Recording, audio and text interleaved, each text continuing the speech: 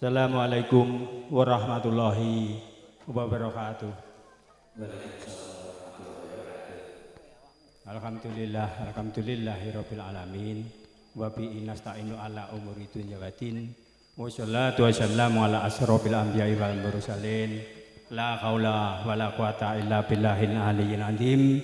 Qala rabbi shrah sadri wa yassir amri wahlul 'uqdatam min lisani yafqahu qawli. Allahumma sholli wa sallim ala sayyidina Muhammadin wa ala alihi wa sahbihi ajmain, amma ba'du.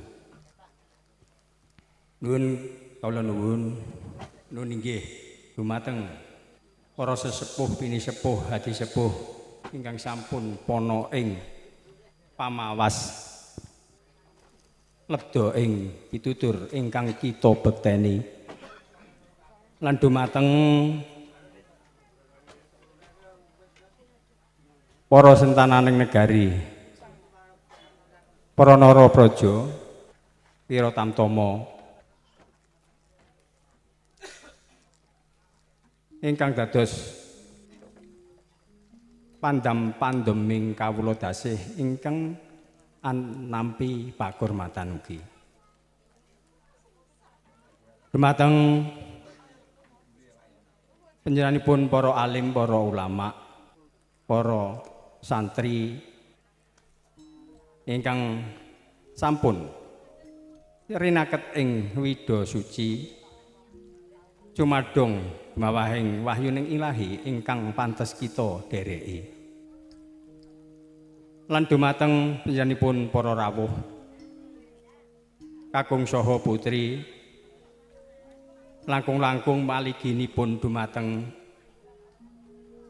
kanca rowang temanten utawi keluarga ageng saking kadang pisan inggih punika panjenenganipun Bapak Warna kalian Ibu Eni ingkang sinudarsana. Dumateng panjenenganipun para rawuh undangan kakung saha putri samudayanipun ugi ingkang tansah kula tresnani saha para kadang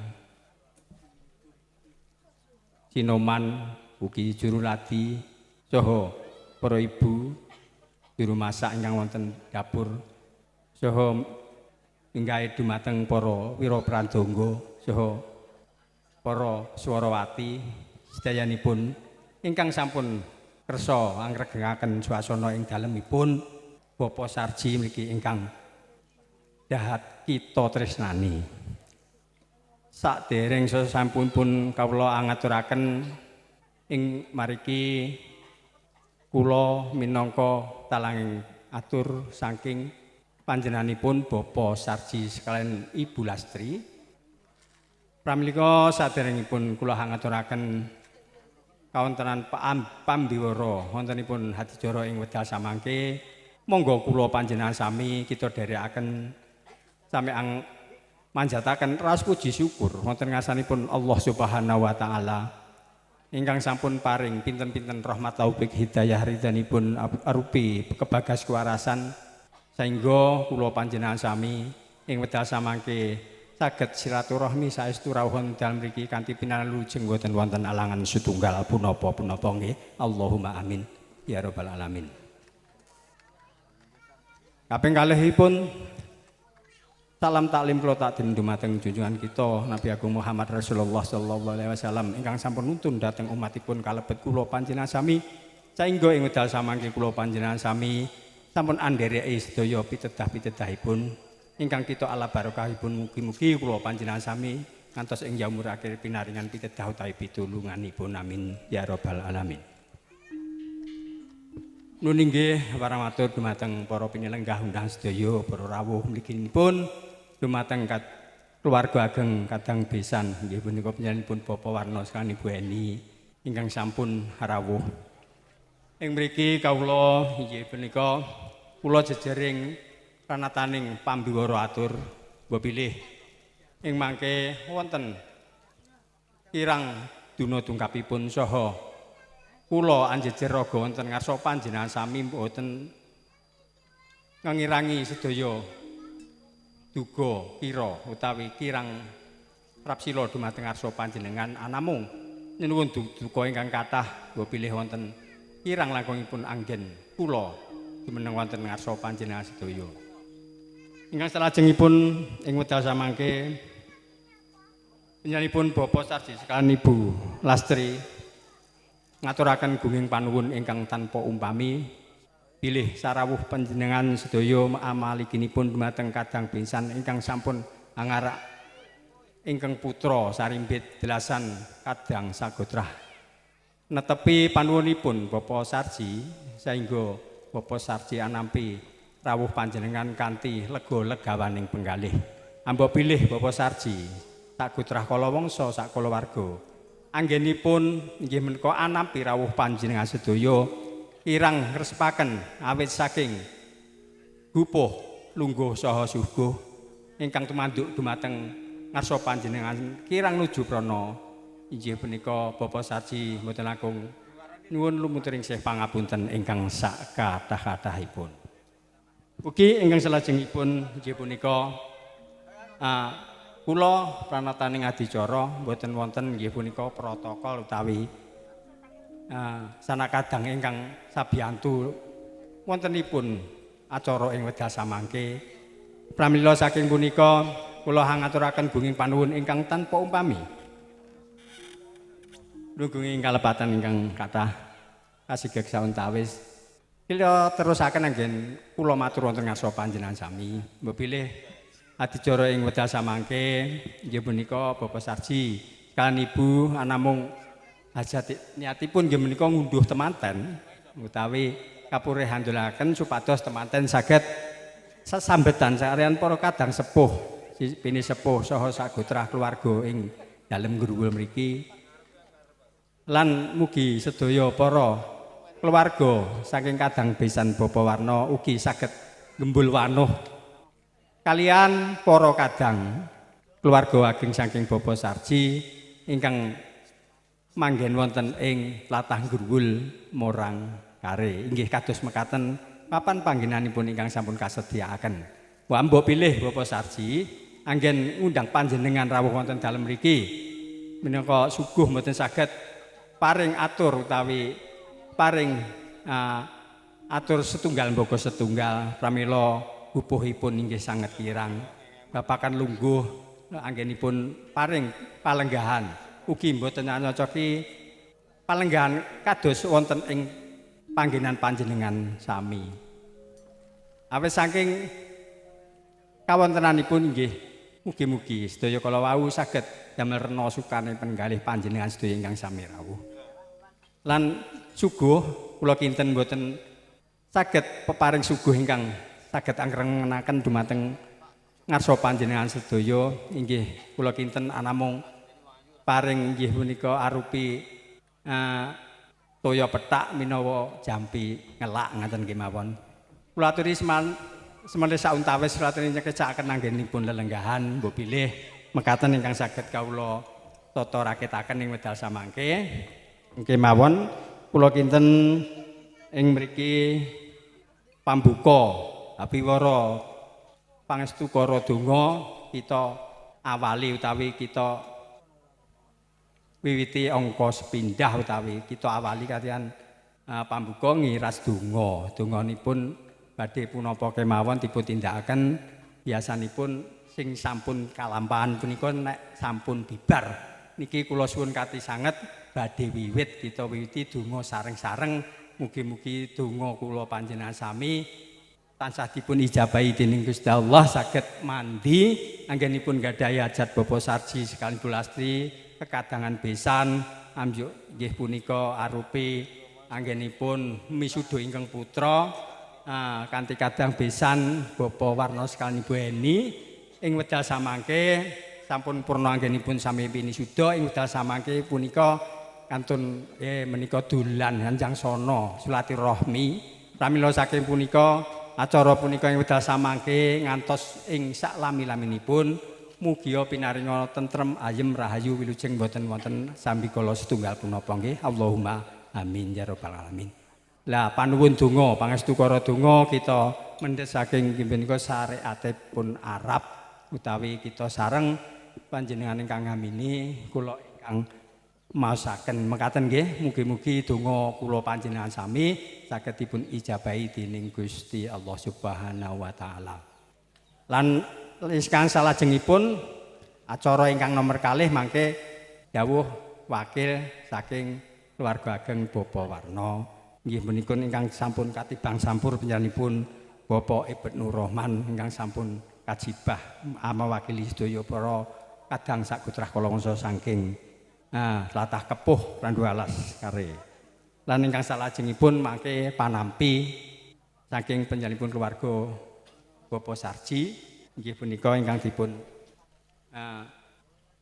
tindakaken dening Bapak Ismanan mekaten sehingga purna saderengipun mangke titi laksana purna mangke panjenengan mbok pilih wonten salah satunggale konsumsi punika badhe kaaturaken sabibaripun Bapak Rahman mangke matur pramila saking punika mekaten ingkang saged kawula aturaken pranataning adicara wedal samangke. Acara nginjak ingkang angka sepindhah inggih punika pangestu kara donga utawi pambuka. Kita sareng-sareng donga sareng kula ingkang maos panjenengan ingkang ngamini mugi amin panjenengan sedaya dipun ridhoi dening Gusti Allah. Amin ya rabbal alamin. Ilirido ilahi bisyafati Rasulullah bi barakati Allah hadini yahu al-Fatihah. A'udzu billahi minasyaitonir rajim. Bismillahirrahmanirrahim. Alhamdulillahi rabbil alamin arrahmanir rahim maliki yaumiddin. Iyyaka na'budu wa iyyaka nasta'in ihdinas siratal mustaqim. Siratal ladzina an'amta 'alaihim ghairil maghdubi 'alaihim waladdallin. Amin. A'udzu billahi minasyaitonir rajim. Bismillahirrahmanirrahim. Bil awali wal akhirin wa radhiyallahu tabaraka an kulli sahabati Rasulullah ajma'in wa alhamdulillahi rabbil alamin. Hamdan aimin kamdan syakirin hamdan yu'abini wa yu'abi masyidah ya rabbana lakal hamdu yang bagi li jalali wajhikal wa sudanik. Allahumma shalli wa sallim ala sayyidina Muhammadin wa ala ali sayyidina Muhammad jalatan tunjina biha min jami'al aqwali wa la fatwa taqdilana biha min jami'il hajat wa tutahhiruna biha min jami'i syai'at wa tarfa'una biha indaka ala darajat wa balinguna biha aksul yad wa bil akhirati bil hayati khairati wa badal mamat. Subhanallah walhamdulillah wa la ilaha illallah wallahu akbar wa la haula wa la quwata illa billahil aliyyil azim. Allahumma ya ghani ya hamidu ya mubadihu ya mu'itu ya rahimu ya wadud ya wahalul lima yuridu aknini bi halalika angkaramika wa bi barlikal amasiwak. Allahumma kasbi Allah mimman buat kasbi Allah khalikul minal makhluqina kasbi Allah la ilaha illa wa alaihi tawakkaltu wa rabbul alamin. Allahumma rabbana atina fid dunya hasanah wa fil akhirati hasanah wa qina adzabannar. Subhana rabbika rabbil izzati amma yasifun wa salamun alal mursalin walhamdulillahi rabbil alamin. Al-Fatihah. Bismillahirrahmanirrahim. Bismillahirrahmanirrahim. Alhamdulillahi rabbil alamin arrahmanir rahim maliki yaumiddin. Iyyaka na'budu wa iyyaka nasta'in ihdinas siratal mustaqim siratal ladzina an'amta 'alaihim ghairil maghdubi 'alaihim waladdallin. Amin.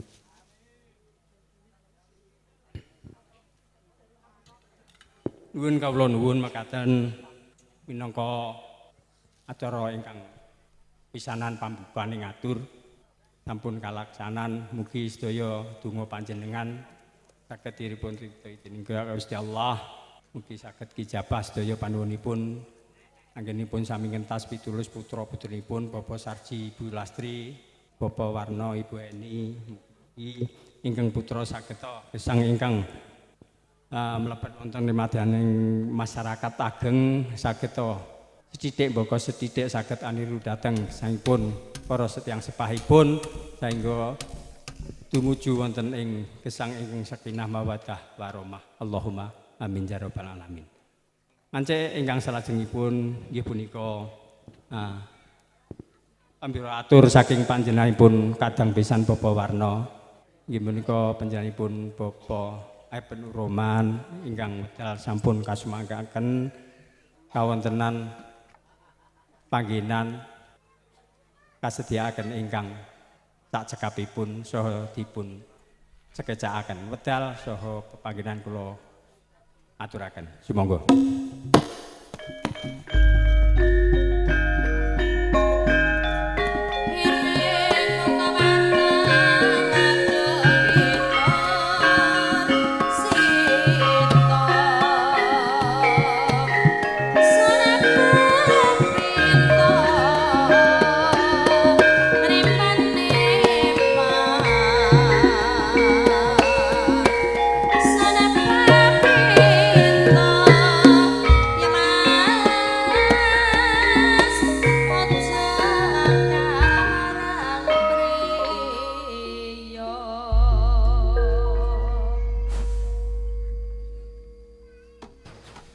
Assalamualaikum warahmatullahi wabarakatuh.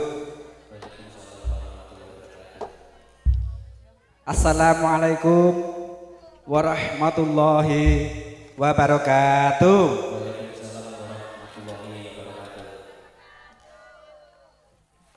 A'udzu billahi minasyaitonir rajim.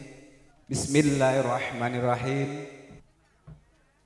Innal hamdalillahi wa nasta'inu wa nastaghfiruh wa na'udzu billahi min sururi anfusina wa min sayyiati a'malina may yahdihillahu fala mudilla lahu wa may yudlil fala hadiya lahu wa la yawla nasyira asyhadu an la ilaha illallah wa asyhadu anna muhammadar rasulullah la haula wa la quwwata illa billahil aliyil azim amma ba'du.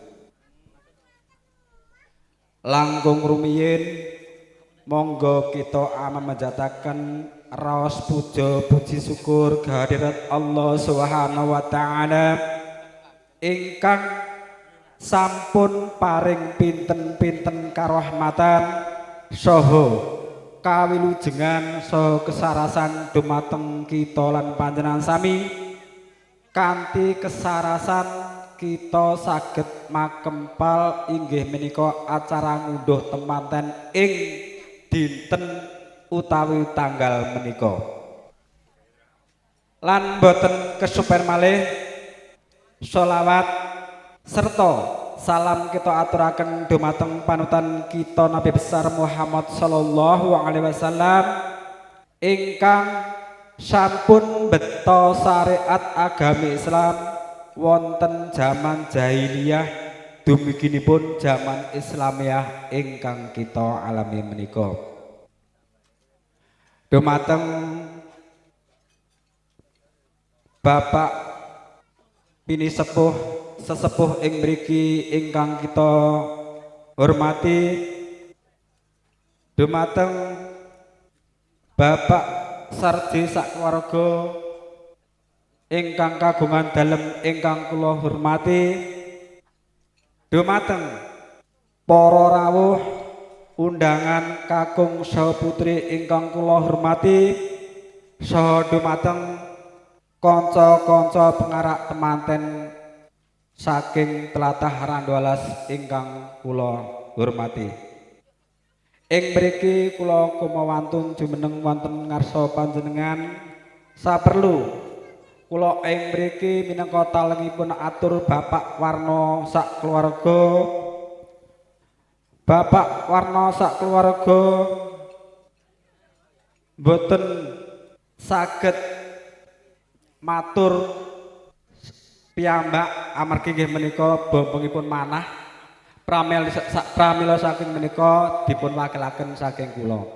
Lan Bapak Warna sepindah anamung saged ngaturaken salam taklim dumateng Bapak Sarji sak keluarga kanthi atur assalamualaikum warahmatullahi wabarakatuh.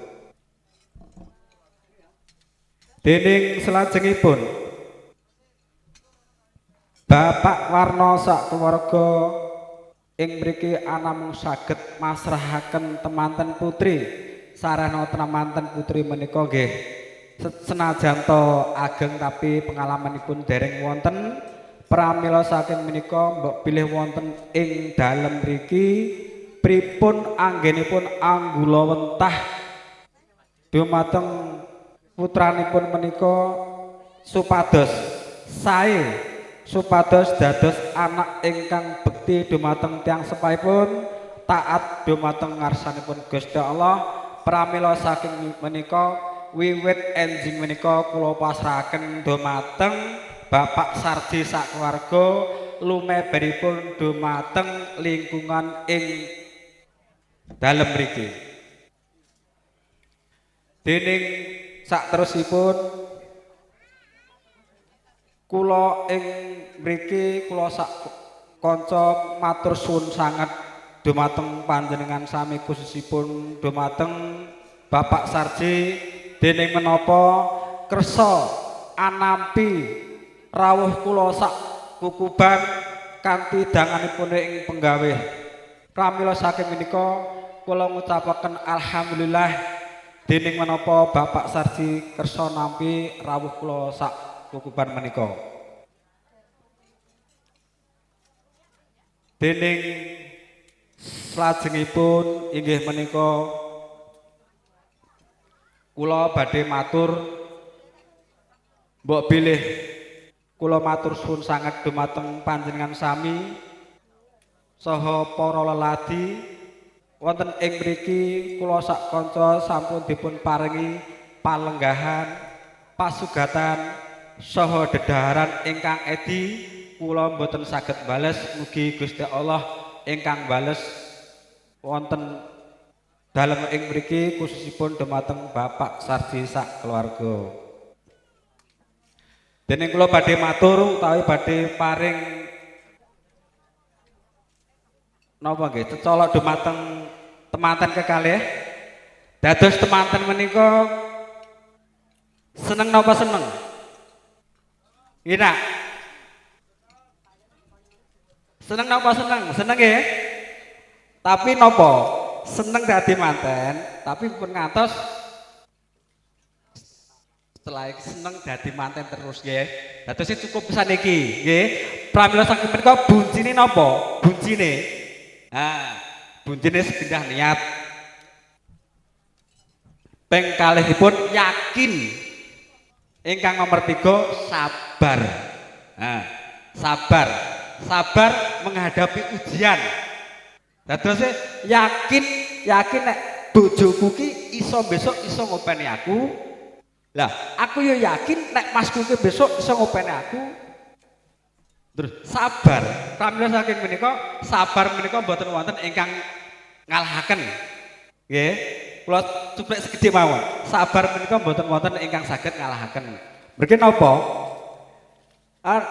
Toya niku enten ingkang saged ngalahaken. Ingkang ngalahaken toya inggih menika tanah utawi lemah.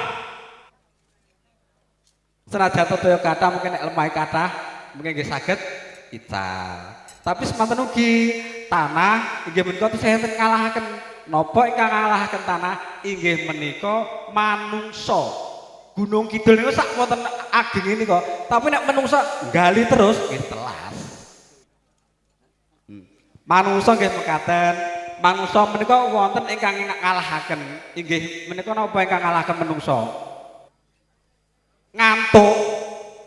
Sekti mandraguna tapi nek pun ngantuk kalah manungsa menika. Nggih ta? Nah, ngantuk menika tapi nggih tesih enten sing ngalahaken. Napa sing ngalahaken ngantuk? Pikir. Nek ngantuk kaya apa nek pikirane ngrasang menika mboten saged turu.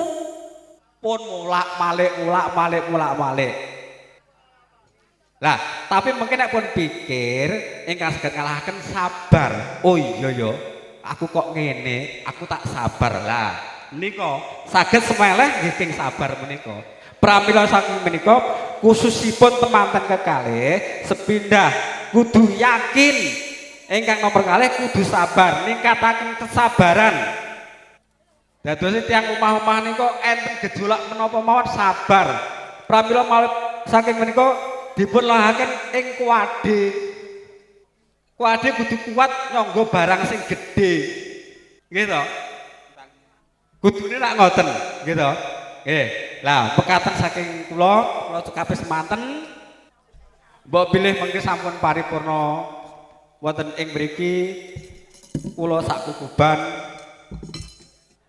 badhe nyuwun pamit pramila saking menika mbok bilih kula sak kanca wonten ing mriki wonten tondak tandukipun solah bawanipun anggahukunipun ingkang boten ngresepi dumateng manah panjenengan sami umumipun khususipun dumateng Bapak Sarji kula ingkang anyuwunaken gongging samudra pangaksami dumateng manah panjenengan sami.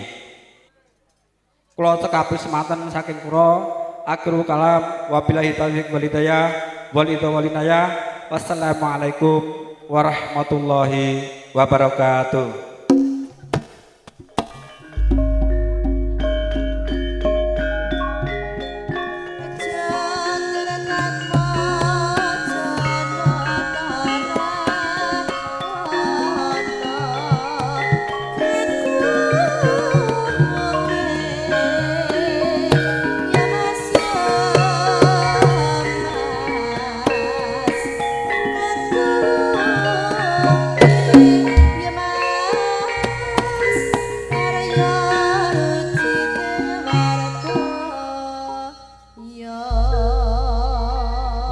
Bismillahirrahmanirrahim. Nuwun matur nuwun mekaten.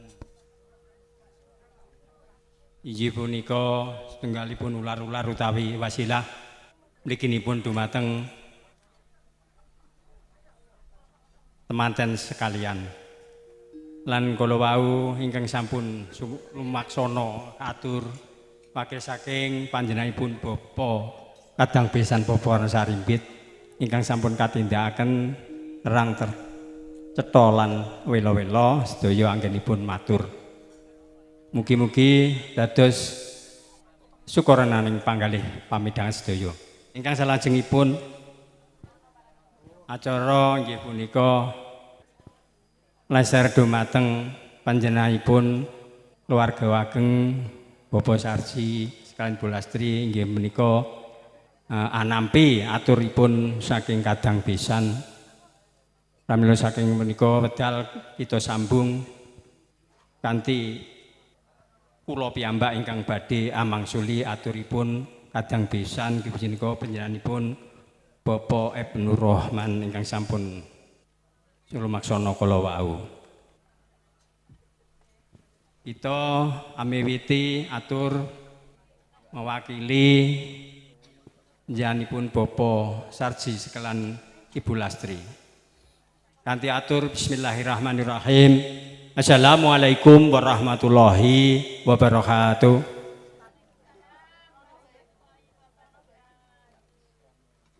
Matur suwun alhamdulillahirabbil alamin.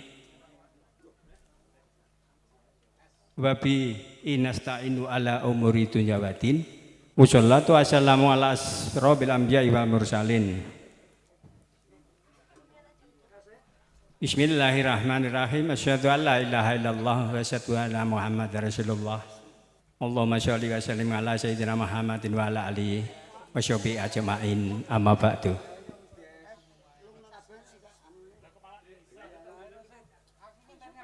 Ingkang kawula hormati panjenenganipun para bapak, para ibu sedayanipun ingkang sami rawuh wonten dalemipun Bapak Sarji. Langkung-langkung dumateng panjenenganipun sesepuh pini, sepuh haji, sepuh kasepuhan ingkang pantes kita bekteni lan dumateng para pangembat-pangembaning praja panotone negari ingkang dados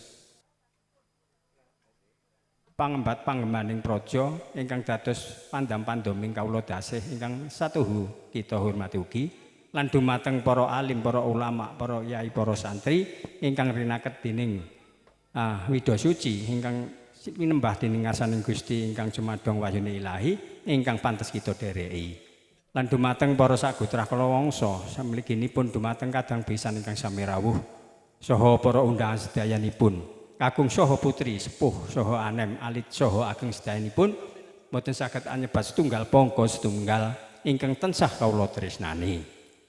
Dereng sasampunipun kawula matur wonten ngarsa panjenengan sami ing mriki, monggo kula panjenengan sami amanjataken raos puji syukur wonten ngarsanipun Allah Subhanahu wa taala ingkang sampun paring pinten-pinten rahmat taufik hidayah ridhonipun arupi kebagas warasan, kabahagiaan, katentreman saengga ing wekdal samangke kula panjenengan sami saged sami mangempal silaturahmi wonten dalemipun Bapak Sarji kanthi pinarilujeng boten wonten alahan setunggal punapa-punapa nggih. Allahumma amin ya rabbal alamin. Kaping kalihipun selawat dalah salam monggo tansah kita unjuk aturaken dumateng junjungan kita Nabi Agung Muhammad Rasulullah sallallahu alaihi wasallam ingkang tansah kita ala barokahipun mugi kula panjenengan sami pikantuk inggih pitedah saha pitulungan ing alam donya ngantos ing yaumul akhir. Amin ya rabbal alamin. Ingkang salajengipun ing mriki kula pinangka dutanipun Bapak Sarji sekalian Ibu Lastri panjenenganipun ingkang sampun lenggah sekecon andampingi ingkang putra kekalih boten kuwawi inggih menika anapi aturipun saking Kadang Besan. Pramila kula inggih punika ngaturaken bunging sewu kalepatan bilih ngadeg kula jejer wonten ngarsa panjenengan wonten inggih menika tunata kabehipun atur saha kirang lumaksana sedaya anggen kula ngadeg wonten ngarsa panjenengan sami dedugi lan prayogi kula nyuwun gunging samudra pangaksami dumateng panjenengan sedaya. Lan ingkang salajengipun ing mriki kala wau panjenenganipun saking Kadang Besan inggih punika ngaturaken gunging panuwun anggenipun rawuh mugi anggenipun rawuh wonten dalemipun Bapak Sarji anggenipun anampi saestu lair batos suka saha renaning panggalih anamung inggih mekaten kawontenanipun bilih saking gupuh lungguh lan suguh kirang nuju prana dumateng panjenengan Bapak Sarji sekalian Ibu Lastri nyuwun samudra pangasami sakathah-kathahipun. Lan ingkang salajengipun kala wau aturaken salam taklim ujuk mriki dumateng panjenenganipun Bapak Sarji sekalian Ibu Lastri kanthi salam taklim. Lan panjenenganipun Bapak Sarji sekalian Ibu Lastri badhe anampi salam taklimipun kadang besan ingkang unggalipun bismillahirrahmanirrahim. Waalaikumsalam warahmatullahi wabarakatuh. Lah makaten kala wau ingkang salam talimipun katampi kanthi suka renaning panggalih Bapak Sarji sak putrah kala wangsa. Ingkang salajengipun kala wau paring inggih punika panjenenganipun Bapak Ibu Nur Rahman inggih menika paring ular-ular utawi paring contoh-contoh ingkang mliginipun dumateng mliginipun temanten sekalian. Mugi-mugi saged anampi sedaya dawuh-dawuhipun ingkang tumuju nggih menika filosofi utawi paribasan gunung utawa sabar kala wau boten wonten ingkang ngalahke. Mugi-mugi temanten sekalian ugi saged nampi. Pramila belajar punika mboten saged dipun jujak aku sesuk iso, ben iso mboten saged. Kedik mbaka sekadi panjenengan kedah saged rumaket celak kalian para sesepuh bini sepuh ingkang pantes panjenengan paringi nggih punika sesulih utawi ular-ular ing wedal sanes boten saged dijangka sedina rong dina lan setahun. Pramila menika sanget perlu saestu bilih panjenengan sedaya kula mawon sing sampun sepuh ngeten nggih pengin sik nyedhek wong sing njaluk kula nggih sik njaluk pitutur mergo mesti akeh klerune wong niku nek bener sedina iki rong karan bener oleh sitok nek kleru wis 1000 mbombo kok. Ngaten nggih kula kinten. Mugi-mugi wasilah-wasilah ingkang sampun kapatukaken dumateng mligipun temanten sarimbit piguna paedah dumateng mliginipun temanten sarimbit gesangipun saged ayom, ayan, tentrem, cuka, bungah menika sampun kedah panjenengan antepi, andemi. Pramila saking punika wonten nggih punika setunggalipun tembang ingkang ngelipun nggih kirang langkung mekaten.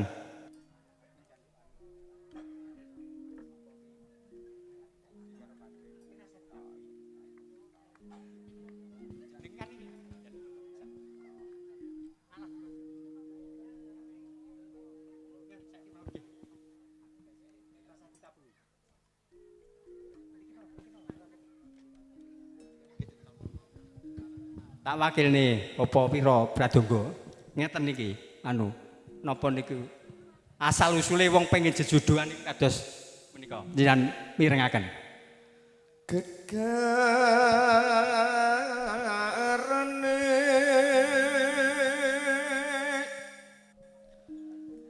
wong apolo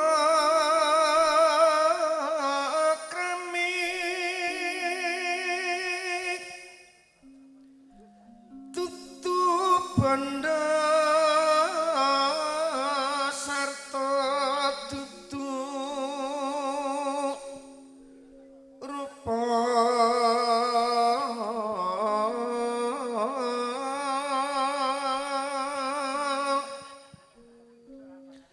amung ati pamit tane Nuwun sewu kepareng paring pirsa ingkang nderek foto bersama manten wedal kasmanggane.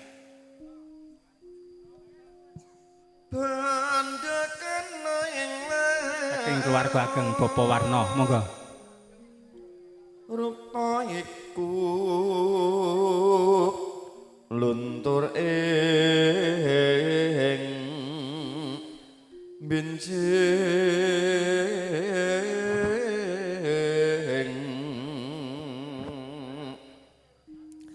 lamun wus palakrama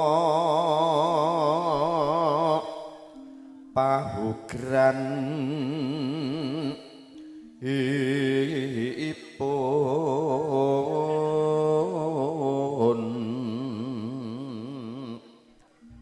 tutup kuping tutup netra ati loro tan kudu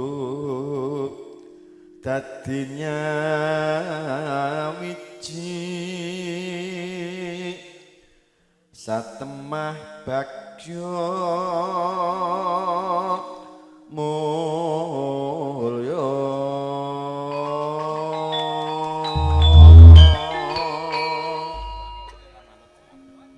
matur sewu sembah nuwun mekaten wonten tembang ingkang maliginipun dhateng tiyang jejodohan kala wau kuwathah nek dijabarne niku setengah hari ya ora rampung ambak ming tembang sakmono nggih to supados tentrem ayem rukun nganti sepuh wit sak menika nggih ning swara sing iku ganggu karo oleh bakal omah ya rasa dirungu nah ning sesawangan sing kira-kira ganggu le arep tentrem ing omah ya rasa disawang nah pramila saged jumbuhaken antawisipun kakung lan putri anggipun jejodohan maliginipun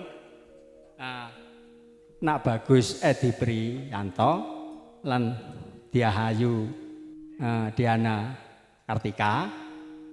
Lah punika ing wekdal saking ngantos salami-laminya kita suwunaken donga pangestu dumateng sedaya kemawon keluarga ageng saking kadang pisan saha keluarga saking Bapak Sarji. Mekaten amin ya rabbal alamin. Bilih temantenipun saged antut runtut kaki-kaki nini bebasan kados Mbah Adam Hawa saged gesang ingkang wonten ing alam bebrayan agung sae ngantos ing delahan. Amin ya rabbal alamin.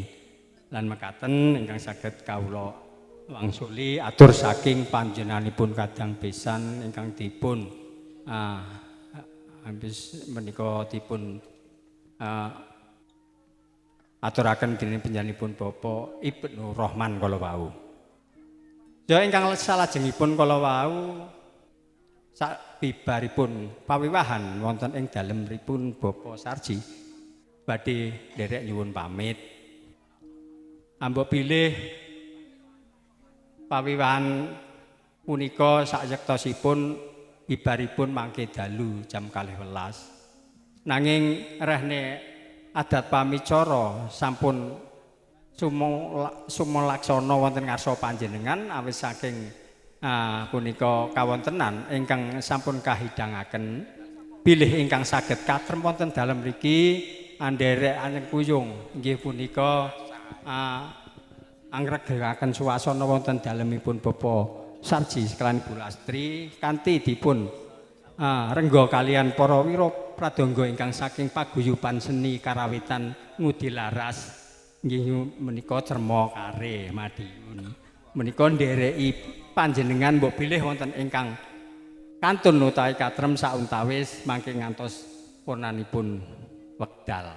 Pramila boten kok ateges Bapak Sarji sekalian Ibu Lastri anundung palenggah panjenengan ingkang sami rawuh bilih sak cekapipun pawiwahan punika panjenengan badhe nyuwun pamit mboten langkung sak kundur panjenengan saking dalem mriki ngantos ing margi ngantos ing dalem kepuh randu alas wonten dalem panjenengan suwang-suwang tansah ginanjar wilujeng mboten wonten pambeng punapa-punapa. Allahumma amin.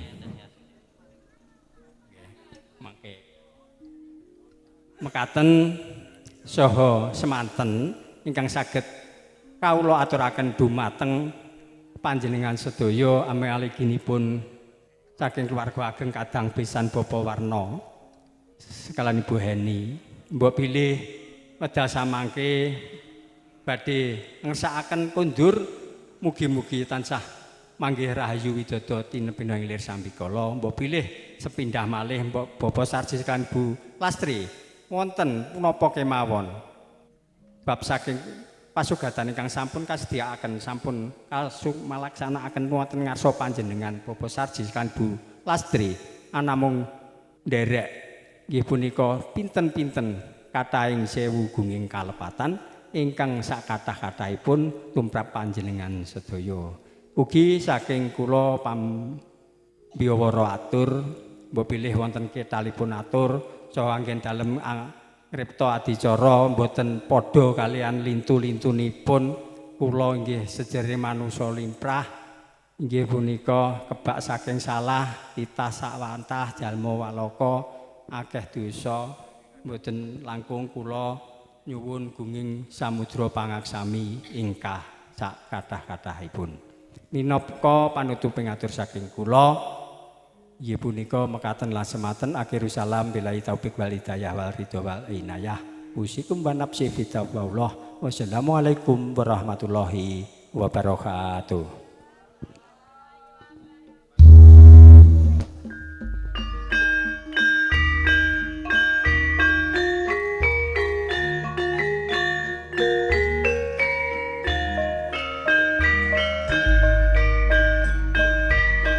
Monggo Bapak Sarji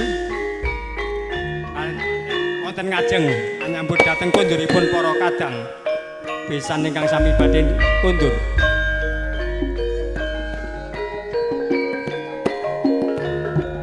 Oke.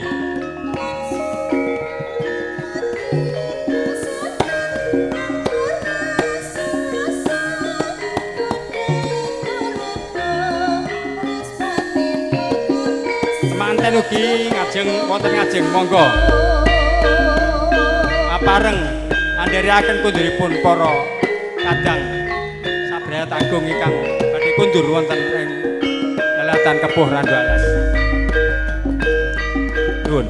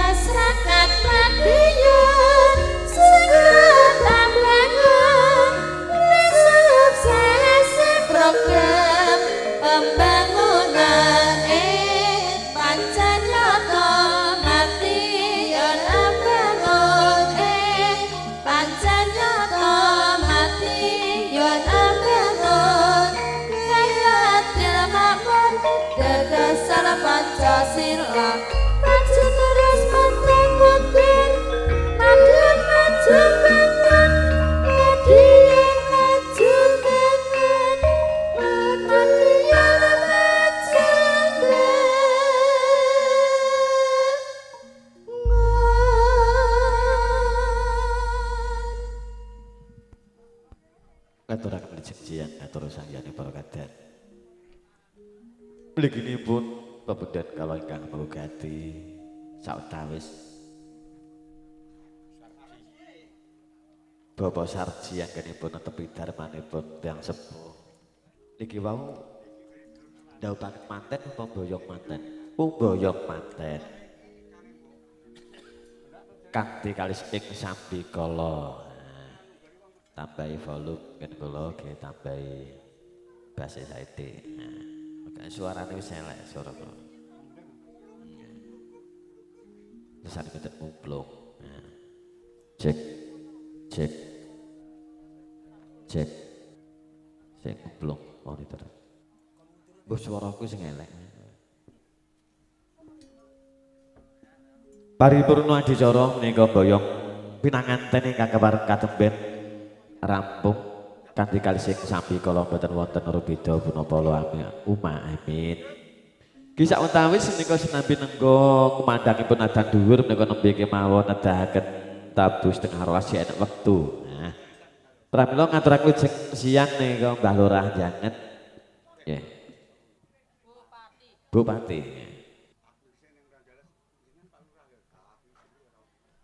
Nggih. Dik Intan. Dik ini kirim foto-foto sidan kirim ke kula. Nggih. Wah jan elok tenan. Jenengan kenal sidan iki wong iki nah. Lagi tukon ya tangan mboten kula kenal namung Mbak Nani Dolok kula ngewonten. Nggih badhe sanipun sinambi nenggo tumapakipun ngumandang dhuwur niki tasih wonten wekdal do kawis setengah jam malih. Monggo desanipun mbok bilih kados biasanipun desanipun. Ngendikanipun gone sederek keluarga. Nah, sing ngrameke sinten menawi mboten panjenengan. Timbangan niku tak disiki, monggo Pak desanipun. Nah. Pak desanipun, Mbah Lurah. Monggo. Sinambi nenggo ngumandangipun adan dhuwur niki tasih wonten wekdal mirunggan.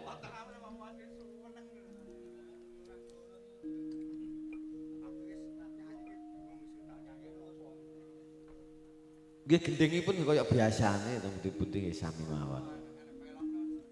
Nggih.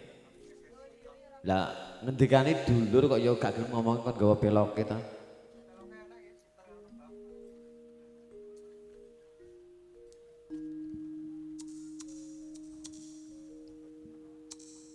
Halo, halo, halo.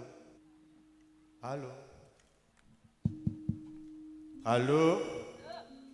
Halo. Halo.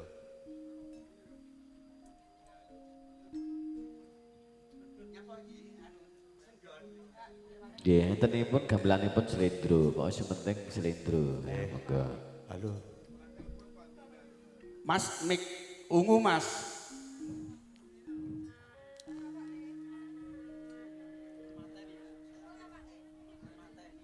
Halo, halo, halo.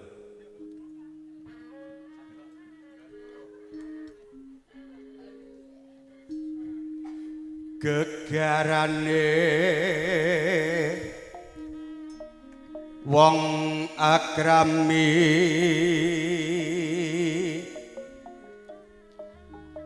dudu bondo dudu rupa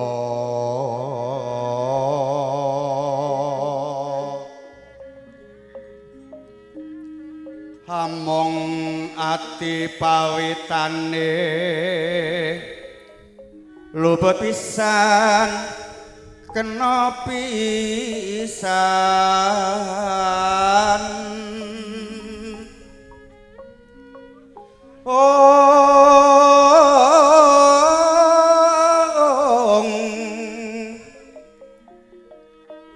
yen gampang luwe gampang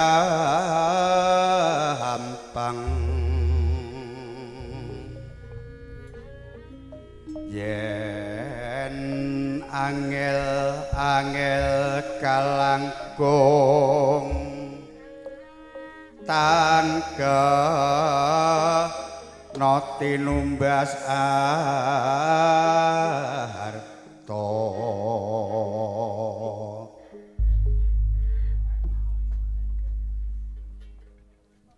aku mung tansah kelingan nalikane biyen urip kekurangan senadyan wis bisa suwe rasa kangen kaya kene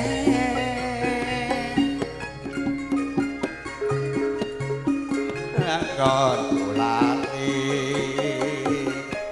janjimu biyen mung tansah tak geni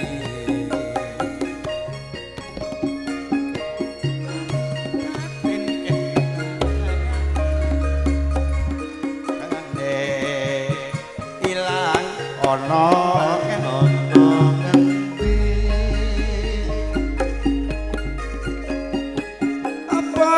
kowe ora ketut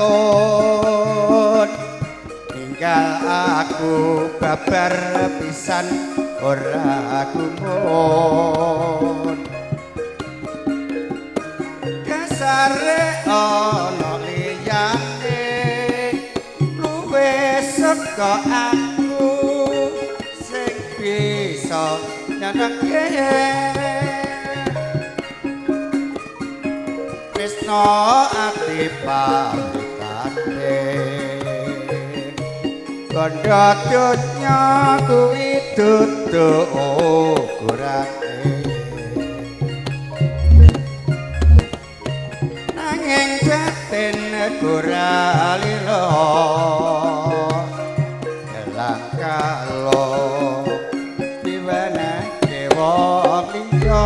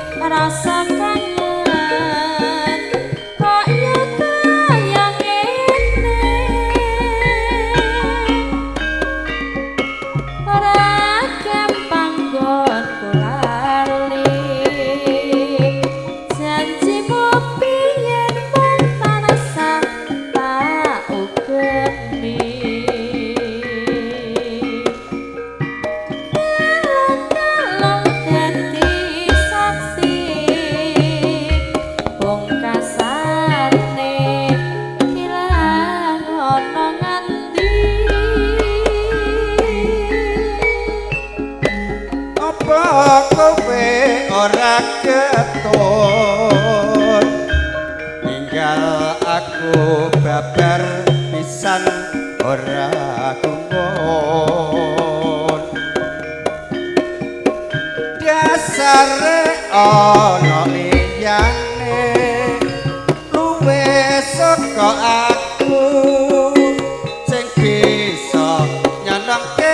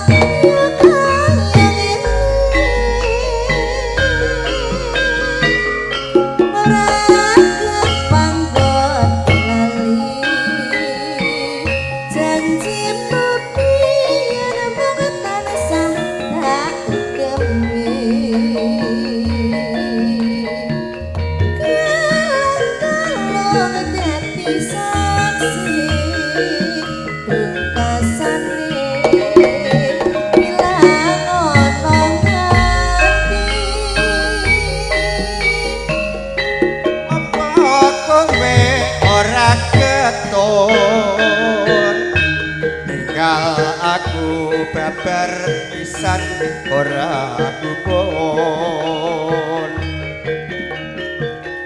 dasare ana linyane luwih saka aku sing bisa nyenengke